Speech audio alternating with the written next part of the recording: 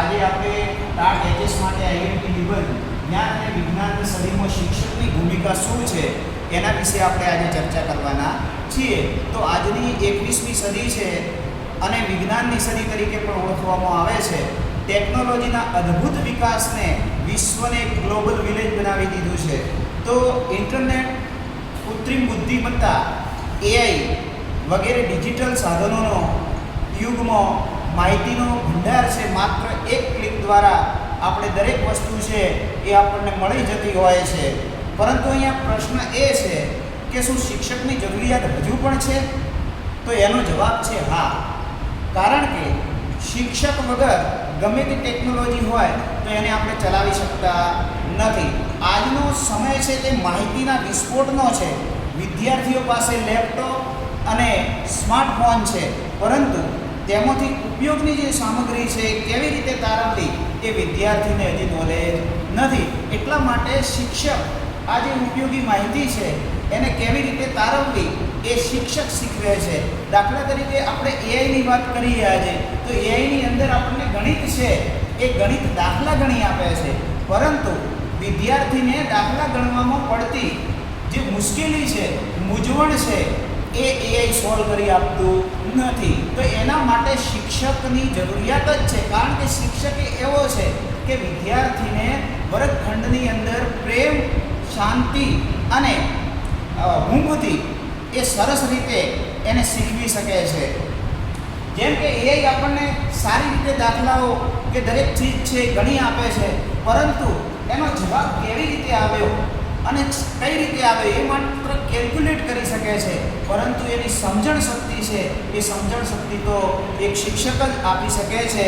Artificial intelligence AI હોય કે પછી કોમ્પ્યુટર હોય કે પછી મોબાઈલ ફોન હોય, દરેકની અંદર માહિતી છે અને અઢળક માહિતી છે, પરંતુ એનો ઉપયોગ કેવી રીતે વિદ્યાર્થીએ કરવો એ ઉપયોગ અને સંસ્કારના જે પાઠ છે એ વિદ્યાર્થીને એક શિક્ષક જ શીખવી શકે છે.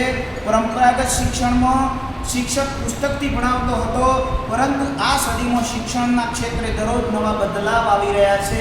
એટલા માટે નવી ટેકનોલોજી આજે શિક્ષક પણ શીખી રહ્યો છે. શિક્ષક પણ નવી ટેકનોલોજી શીખી રહ્યો છે. એની સાથે સાથે વિદ્યાર્થી પણ નવી ટેકનોલોજીનો ઉપયોગ કરતા શીખી રહ્યો છે. અને એને શીખવાની જે જિજ્ઞાસા છે એ જિજ્ઞાસા ધીમે ધીમે વધતી જાય છે. વિજ્ઞાને આપણને સુવિધાઓ આપી છે.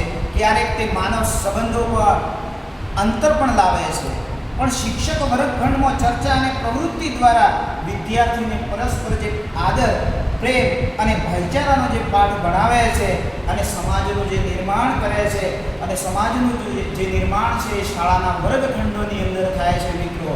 કારણ કે સમાજ, ઘર, પરિવાર સાથે કેવી રીતે રહેવું અને એક વિદ્યાર્થીની માનસિક પરિસ્થિતિને સમજી અને એને કેવી રીતે પ્રેમ અને ઊંઘથી શીખવવું એ તો માત્ર ને માત્ર કામ છે એ ટેકનોલોજી નહીં, પરંતુ એક શિક્ષક જ કરી શકે છે. એટલા માટે આજના સમયમાં ટેકનોલોજી હોવા છતાં શિક્ષકની તો તાતી જરૂર જ છે. ટેકનોલોજી ક્યારેય શિક્ષકની જગ્યા લઈ શકતી નથી, કારણ કે ટેકનોલોજી માહિતી આપી શકે છે પણ પ્રેરણા નથી આપી શકતી.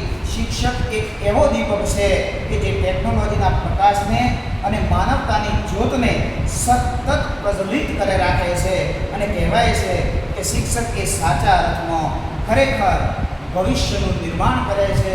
શિક્ષક એ છે કે કહેવાય, ચાણક્યએ કહ્યું છે કે શિક્ષક પ્રલય और અસ્તુ. આજે આટલું જ.